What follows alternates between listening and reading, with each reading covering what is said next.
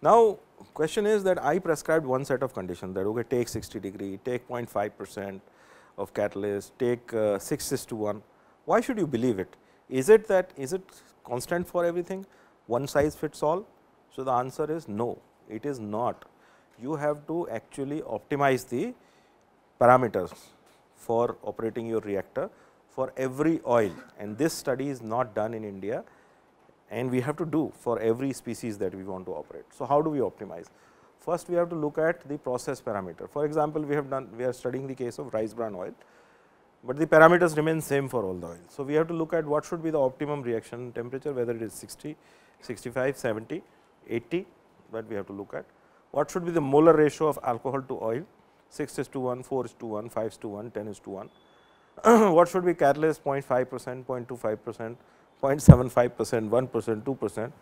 Okay. What should be reaction time, 30 minutes, 50 minutes, 80 minutes, 100 minutes. So, and what should be the stirring speed. So, basically you have many options. So, you have to do then the different sets of experiments. So, you vary the temperature between 50 to 65 in steps of 5 degree, molar ratio 6 to 15 in the steps of 3, catalyst, then reaction time, and then reaction speeds. So, you decide this based on the literature and based on what you expect, and you also do dynamic changes into your experiments, seeing the results. So, process yield investigations were conducted with sodium hydroxide as a catalyst to study the effect of different parameters. How do we do it?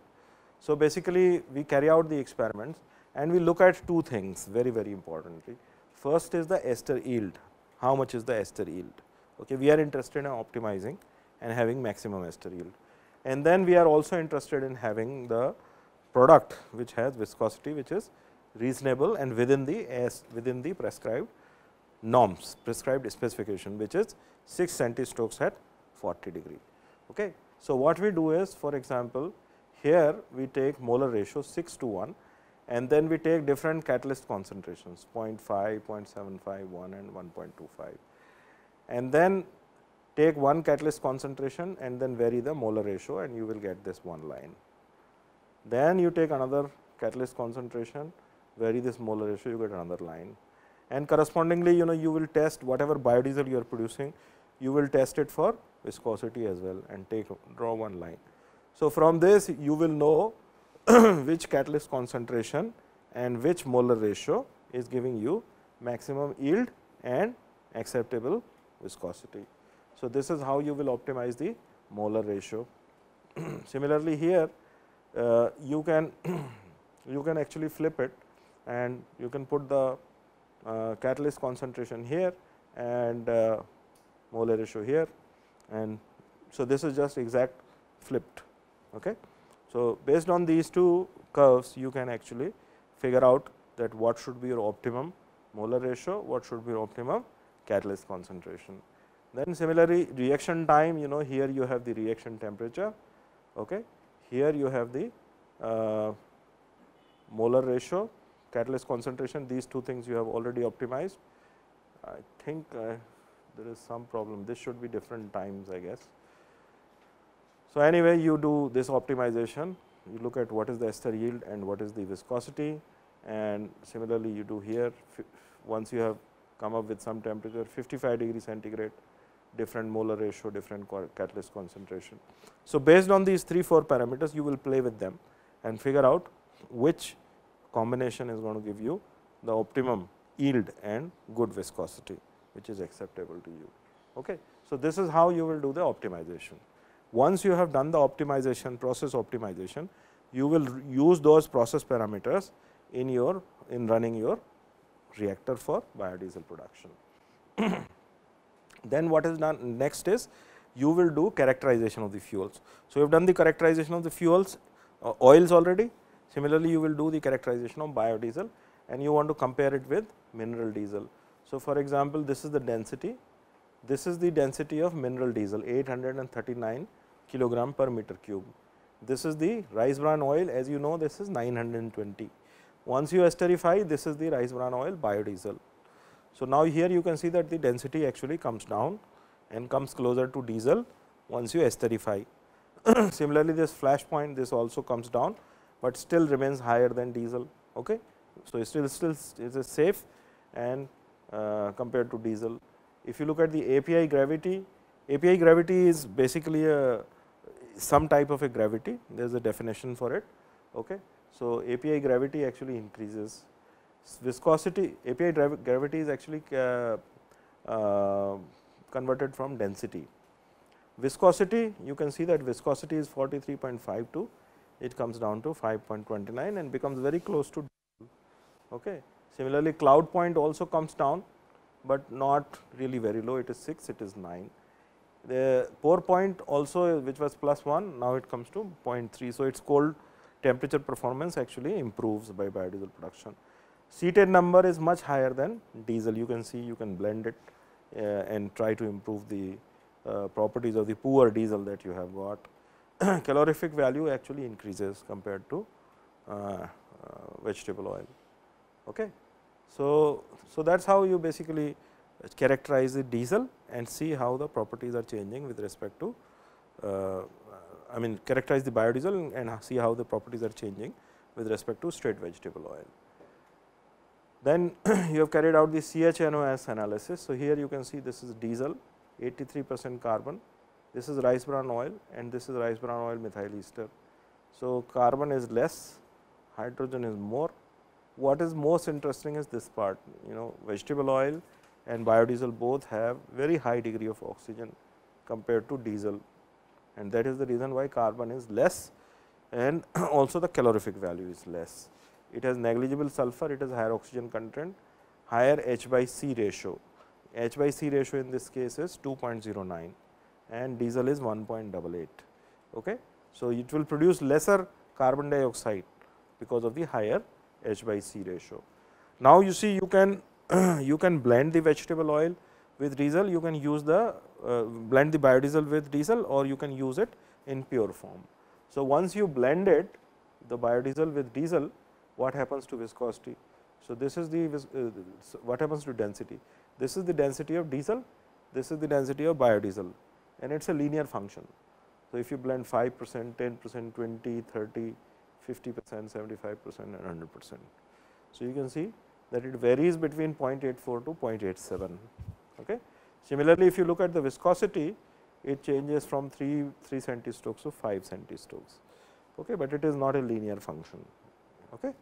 So, this is and less than 6 centistokes is what is acceptable by ASTM and BIS standards as diesel engine fuel. So, you can see that once you make biodiesel and you make it blend of diesel and biodiesel, it is acceptable as diesel fuel as per specifications. Okay. If here the characterization of the rice bran oil, which is vegetable oil, biodiesel and diesel is done as per the procedures. So, there are properties mentioned, specific gravity, kinematic viscosity, cloud point, pour point, flash point, fire point, carbon residue, ash content, calorific value, C10 number and CHNO analysis. There are test procedures that are specified. Okay. There are ASTM standards and this is the diesel, this is the rice bran oil and this is the rice bran oil methyl ester. So, what if you can do a careful comparison, you will see that the properties of the rice bran oil in this column will be quite close to that of diesel. Okay. So, that means the vegetable oil which had properties significantly different from diesel has now been transferred to biodiesel, which has properties very close to diesel. So, you can do actually 1-to-1 replacement of diesel with biodiesel. Okay. Now, this is just one case of rice bran oil that I discussed with you, but there are many studies that have been done on different types of oils. Of course, in India we have looked at some vegetable oils which are non-edible, but in the rest of the world people have looked at edible vegetable oils. So, what I have done is I have compiled these properties, important properties of density, viscosity, calorific value, flash point, fire point, cloud point, pour point, C10 number. These are the most important properties of different vegetable oils. So, sunflower oil, soya bean oil biodiesel, peanut oil biodiesel, rapeseed methyl biodiesel, palm oil biodiesel, mahua oil biodiesel, jatropha oil biodiesel, karanj oil biodiesel and rice bran oil biodiesel, and compared all these properties. So, these are all in a very narrow band. Once you make biodiesel, it is very difficult to distinguish whether the biodiesel is from rice bran oil. If I give you 5 samples of biodiesel and ask you which one is which, it will be impossible, because if you look at the properties, there is hardly any difference, very, very narrow difference. Okay. Once you make biodiesel, even in a, we have chopped the biodiesel into small molecules, okay, and these molecules, they will hardly have any characteristics of the base oil. So, once you make biodiesel, whether it is from oil A or oil B or oil C or oil D, if it meets the specifications and if the esterification process is done comprehensively and completely, it will not be possible to figure out what is the originating material. Biodiesel is biodiesel. Okay. So, whether it is made from oil A or oil B or oil C, it does not matter, as long as it meets the specifications. So, then you conduct different types of engine experiments. I will talk to you about these experiments maybe later on, but many studies, there are 3 or 4 different types of tests are done. First is you do performance test to look at what are the brake specific energy consumption, brake specific fuel consumption, thermal efficiency, exhaust gas temperature. These are called performance tests. And there are emission tests to look at what are the regulated emissions. Regulated emissions are carbon monoxide, hydrocarbon, oxides of nitrogen and particulate matter, 4 species. Then you look at combustion tests. When you do combustion test, you look at P theta diagram. We did combustion analysis. Then you look at rate of heat release, HRR diagram, heat release rate. Okay. You look at rate of pressure rise, you look at combustion duration, start of combustion, end of combustion. So, all these are looked in combustion investigations.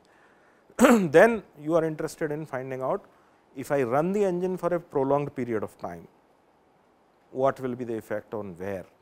So, you run the engine for very, very long time and look at the wear, physical wear that is happening. Okay. You are interested in finding out what happens to the lubricating oil, how the properties of the lubricating oil changes, how frequently I have to change the oil. So, that also you do tests. Then you are also interested that, okay, if I have the engine, how frequently I have to do the complete overhaul. Complete overhaul is different from servicing.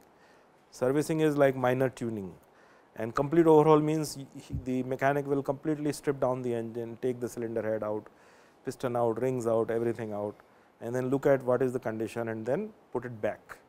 After reconditioning, whatever parts are required to be changed, they will change it. So, here you see what is the problem in the deposits, etc. So, this comes out in long term endurance test.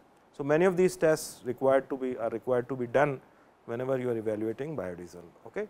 So, I will just summarize my engine study observations that are required to be done. So, generally the thermal efficiency with biodiesel was found to be higher than diesel. So, thermal efficiency actually improves. Cooling loss and exhaust gas temperature also increases in case of biodiesel. Smoke opacity generally gets lowered. So, there is very low particulate emissions coming out. Possible reason may be additional lubricity properties of the biodiesel, which reduces the frictional losses in the engine. Okay. So, you save some energy, that energy goes in increasing the thermal efficiency, increasing the cooling loss, increasing the exhaust gas temperature. The energy thus saved may go in increasing the thermal efficiency, cooling losses and exhaust losses. Thermal efficiency starts reducing to a certain extent, after a certain extent. See, I told you that you can have any blend starting from no biodiesel to all the way to full biodiesel. Now, if you want to do the optimization, you have to first do the test with diesel 5%, 10%, 20%, 30%.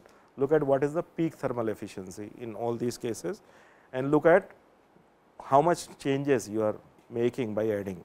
So, I will show you some graph.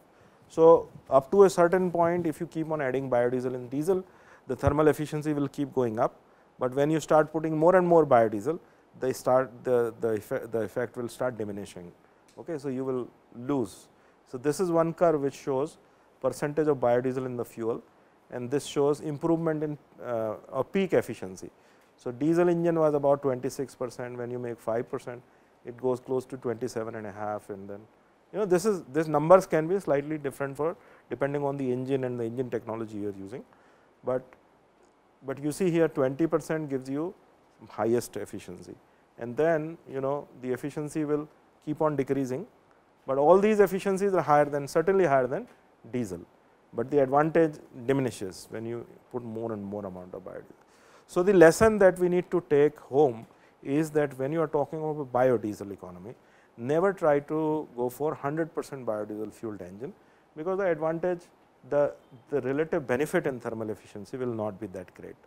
It will make more sense to have 5 vehicles running with B20 compared to 1 vehicle running on B100 for the same amount of fuel. Okay. So, that is the take home.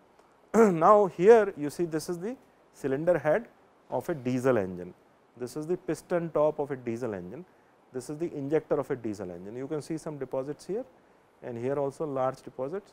This is the biodiesel cylinder head, this is the biodiesel piston top, this is the biodiesel injector tip, and these are after 500 hours of engine running. Okay. So, where do you see more deposits, in diesel or biodiesel? In diesel the deposits are more. So, that means the problem of deposits with straight vegetable oil is gone. If you run this engine on diesel on vegetable oil for even 50 hours, you will see a thick chunk of soot on all these. So, that problem is completely eliminated, and it is far better than diesel. Okay. So, carbon deposits on the cylinder head of biodiesel operated engine are substantially lower, and also in the piston top. Injector coking was substantially reduced with injector biodiesel injector. Similar observation was noticed for piston ring grooves, intake and exhaust valves. Carbon deposits and injector coking completely disappeared after transesterification of biodiesel vegetable oils. Pressure crank angle diagram showed similar trends of cylinder pressure variations. Okay. So, I think these are the typical observations with diesel and biodiesel. So, in a sense the biodiesel engine combustion parameters are almost similar to diesel engine. So, you have a fuel from totally bio origin which performs in the engine exactly same as diesel. Okay. So, this is basically a successful story of how you can engineer a material, a fuel from bio origin. Okay. Now, what I will do is I will talk to you about oil tribology. Before we talk to you about oil tribology is extremely important. First, we have to understand what is tribology. Tribology is a science of friction and wear. You have any machine, it will have motion. If it will have motion, it will have wear. Okay. How much this wear cost? So, wear is a big cost. If you look at the machine maintenance in the world, it is a $250 billion industry. It is very big industry. Machines wear out and you have to replace components, replace the entire machines. For example, I will just tell you the maintenance budget of different companies. Dow Chemicals, one single company, $1 billion. Union Pacific Railroad, $1 billion. If you put Indian Railways, that will be probably $10 billion. Okay. Mobil Oil is about $800 million. So, there are machine maintenance is a big industry, and tribology is required to study this maintenance and wear, okay, friction and wear. Now, this one study was done by MIT, and they said 6 to 7% of the national GDP is required just to repair the damage caused by mechanical wear. In case of India, it may be little higher.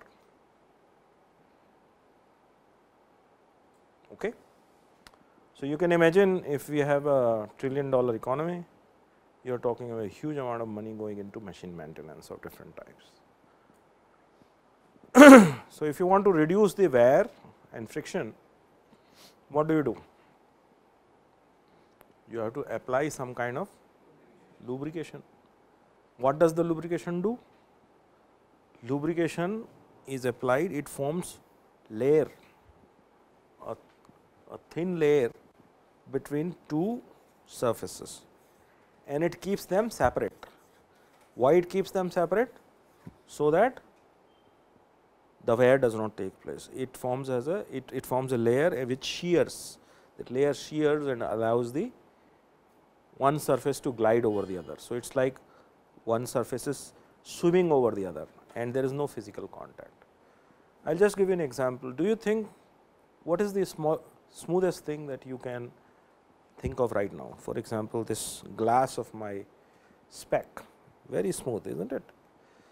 But if you look at the surface very carefully, if you have instruments to look at the surface and if you put a diamond stylus, you will see that it has lot of peaks and valleys. Okay. If I have if I put a cloth or another surface over it and glide, this surface will also have hills and valleys. When it passes over it, what will happen? Hills will strike with hills and they will chop off, and once they chop off, there will be some particles that will be generated, which are called wear debris, and then the surface roughness will change. Surfaces will become more smooth or more rough, depending on how much damage is created by those debris. So, if there are two surfaces that are travelling and there are wear debris which are large size, it will cause scratches, right. So, they may scratch, the surface smoothing may happen depending on what are the properties of these materials. So, it is a very complex phenomena. 3-body wear also takes place. So, this all can be reduced by choice of correct lubricating oil or grease or some material which keeps these surfaces separate. So, now let us look at what is the function of the lubricating oil.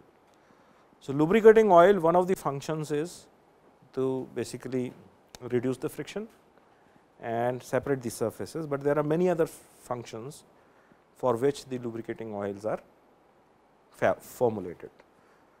First and foremost important function is friction control, and it does this by separating the moving components, wear control also by reducing the abrasive wear, and then it also does corrosion control by protecting the surfaces from corrosive substances. Sometimes the corrosion happens because of the exposure of steam. Okay. Components which if they are exposed to steam, the corrosion will happen. So, sometimes we formulate such that the lubricating oil covers the surface, does not allow the steam to penetrate and attack it. So, then those surfaces are protected from corrosion. Sometimes we use oil for temperature control, because it can absorb and control the heat in the interface. Then contamination control. So, I told you that wear debris are generated. Those wear debris have to be removed from the interface, otherwise it will create damage. So, one of the functions is to transport particles and other contaminants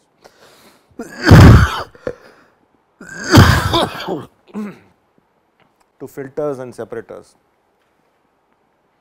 Sometimes you see power transmission, we also use lubricating oil. For example, in your undergraduate days, you must have heard about hydraulic couplings. Have you heard about hydraulic couplings? So, there is one shaft that is rotating and there is an enclosure which is filled with the oil, and there is a output shaft. So, the oil will start rotating and then it will transfer the momentum into another shaft. And why do we use hydraulic coupling? So, that in case of a sudden loading or sudden stoppage, the shaft should not break, it will be smooth. So, power transmission is used in hydraulics, it transmits force and motion, and of course, all the pneumatic machines work also on, there is some kind of oil, incompressible oil is used in all the pneumatic machines. Okay. Now, we come to the diesel engines. What do we expect of the lubricating oil of a diesel engine? Diesel engines is required lubricating oils to perform many functions. First and foremost is the lubrication. So, hydrodynamic lubrication, wear reduction in boundary, and electrohydrodynamic lubrication. When we say wear in which location is most critical? In the engine cylinder. In the engine cylinder, piston is starting from BDC going all the way to TDC.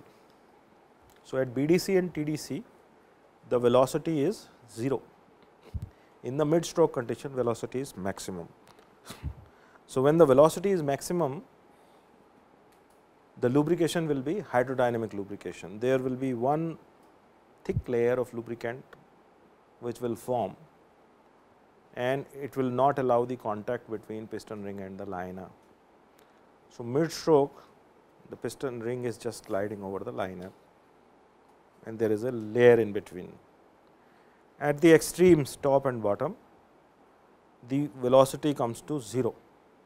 So, velocity comes to 0, then it becomes boundary lubrication. That will, it means it will squeeze out all the lubricating oil. There will be hardly any lubricating oil left, and there will be boundary lubrication. That means, very thin layer of lubricating oil will be present, leading to lot of wear. So, if you look at, if you disassemble any old engine and if you just touch the liner, you will figure out that at the top there will be lot of wear, at the bottom there will be less wear compared to top, but in the middle it will be no wear or hardly any wear, and that is because in the middle you have hydrodynamic lubrication, in the top and bottom you have boundary lubrication. In the bottom the wear is low, because when the piston is at top, mostly you are having high temperature, high pressure conditions. In the bottom the conditions are not so severe. So, the force that you are applying, boundary lubrication will not be that severe. In the top the forces are more, conditions are very severe, that is why the wear is higher at TDC, lower at bottom and lowest in the middle. Okay. In addition to lubrication, the diesel engine oil, diesel lubricating oil is also used for cooling. There are water cooled engine and there are oil cooled engines as well. Okay. So, oil is a good conductor of heat. So, oil is used also for cooling in the engines, in if it is a oil cooled engine.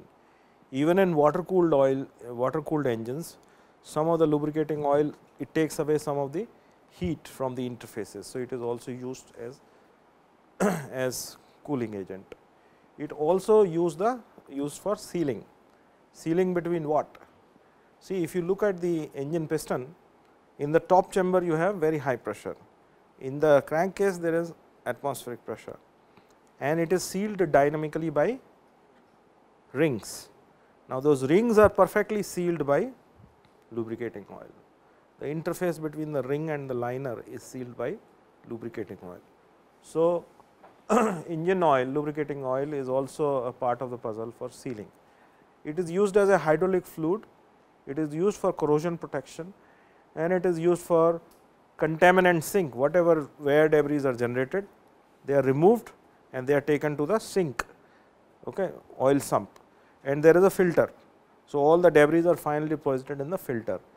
Why you want to do that? Because you do not want those oil, when the oil recirculates, you do not want those debris to come back to the interface and increase the wear.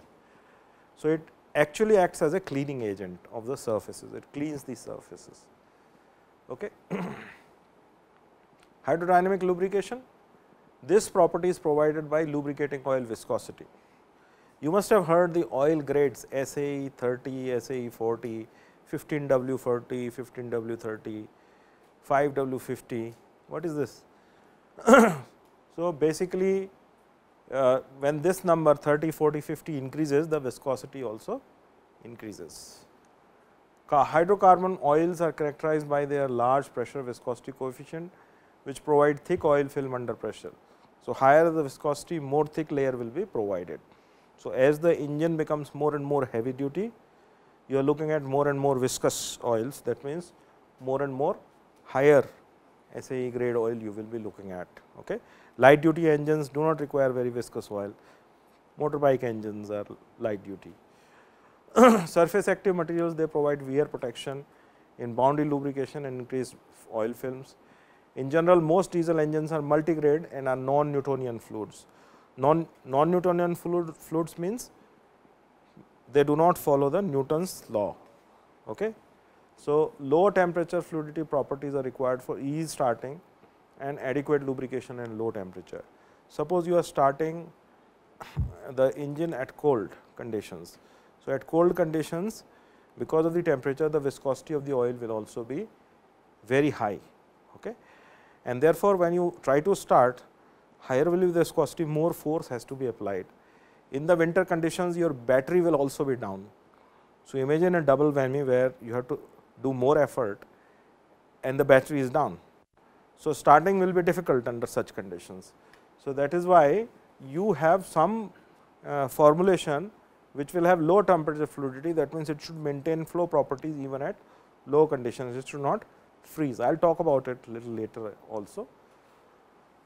Cooling, in general hydrocarbon based oils have low Cp, specific heat at constant pressure, but they are still in reducing internal engine temperatures, still critical.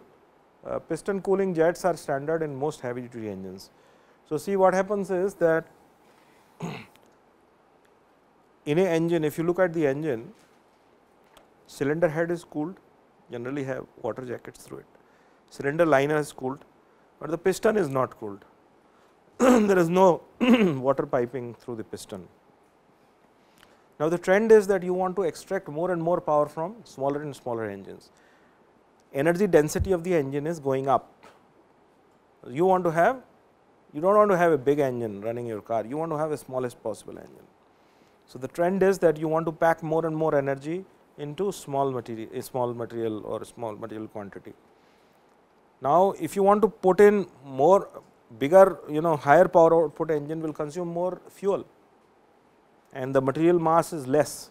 So, that means the peak temperature will keep on going up, the engine will be running hotter and hotter. Now, if the engine is running hotter and hotter, you can remove the heat from the cylinder head, keep it cool, you can remove the heat from the cylinder, keep it cool, but the piston is uncooled. So, if the piston is uncooled and temperature goes up, there will be a problem of structural integrity of pistons. Sometimes there have been cases that the piston has actually melted away, top surface material starts melting. Okay. And then sometimes even the piston fractures. So, in order to avoid, what is done is, how if you want to remove the heat from the piston, what you can do? You certainly cannot have water going into the piston, because the piping will be extremely complex and it is fluctuating. So, a smart thing is done by the scientists is that what they do is, it is in the oil sump. So, from the oil sump they have this kind of a jet, they bring the oil through the gallery through a pump and they have this jet. Now, this piston is moving here, you have this jet. So, this jet goes up and it cools the underside of the piston. So, now if piston is getting hot, it is made of aluminum, heat can be removed from the underside of piston. This is called oil jet cooling. So, most of the heavy duty engines that you see in this world, high power engines that you see in this world, all of them are actually oil jet cooled. So, that is where the heat is removed by lubricating oil and not coolant. So, you have the heat removal by oil jets. Then deposits in critical surfaces can reduce the heat transfer. Sealing is a good thing that is done by the oil. Piston rings use viscosity to seal the gas pressure on the top chamber. Deposits in the ring groove can reduce sealing and increase the oil consumption. So, when the deposit take place in the rings, what happens? The ring gets stuck and then the oil from the bottom chamber can go into the top chamber. So, the oil will start burning inside the main chamber. So, this will lead to lot of particulate formation, but this will also lead to increased oil consumption. You have to top up the oil very frequently. You must have seen that in the car there is a dipstick and drivers actually keep checking the dipstick that the oil is between those two marks. If the oil level falls, they have to add up more oil. Where is this oil going? This oil is going into the combustion chamber and burning, which is not desirable. So, if you have to make up the oil frequently, it is time to go and see the mechanic, get the engine cylinder head removed and see if the rings are stuck in the groove, get it cleaned and then, so that proper sealing can be ensured. Okay. Hydraulic fluid, sometimes there are injectors which are hydraulically operated. they work on pneumatic pressure. So, they require consistent oil viscosity with low thickening and shear loss. Very few applications are there, but there are some applications where injectors operated using Heidlich flames. Nowadays, most of the injectors are used either using solenoid, because most of them are electronic injectors, or some kind of a piezo material. Piezo injectors are, you know what is piezoelectric material? Piezoelectric material is that when you apply the pressure, it will give you some charge. Now, this is not just the one function, it also works in the reverse way, that when you apply the charge or voltage, it will change its shape. Okay. So, in piezo injectors, this property is used. You have an injector with a piezo crystal in it, and you apply charge to it, it will change its shape, and that leads to actuation, opening and closing of the injector. Okay. So, this is how you operate, but there are certain applications where you use Heidlich fluid for injector actuation. Then corrosion protection is a very important parameter. Oil film provides surface protection to iron and non-iron metals. Combustion contains contaminants destroy the oil's ability to protect the surfaces. So, when the combustion takes place, you have lot of NOx formation, SOx formation, carbon dioxide formation, acid formation takes place. So, if the lubricating oil start collecting these acids and acid vapors get dissolved in it, then this corrosion protection properties are affected by it. Okay.